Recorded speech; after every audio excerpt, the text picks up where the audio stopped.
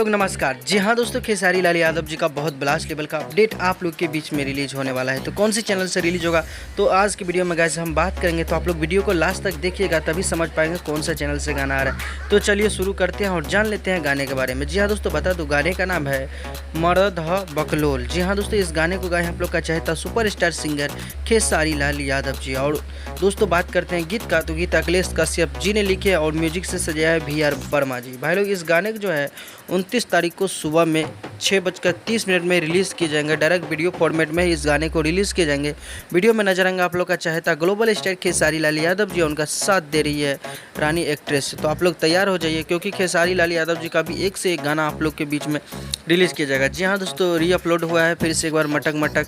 नहीं देखे हैं तो जाके व्हाट्स रिकॉर्ड से आप लोग देखिए, गाना काफ़ी लाजवाब का। और एक गाना आ रहा है मरद ह बकलोल, इस गाने को भी जरूर सुनिएगा। स्पीड रिकॉर्ड से काफ़ी गर्दा लेवल का। वीडियो पसंद आती है तो लाइक कर देंगे, चैनल को सब्सक्राइब करके घंटी वाले बटन को प्रेस करेंगे ताकि भोजपुरी का हर अपडेट सबसे पहले आप देख पाएंगे। आज का वीडियो में बस इतना ही, मिलते हैं नए वीडियो के साथ में।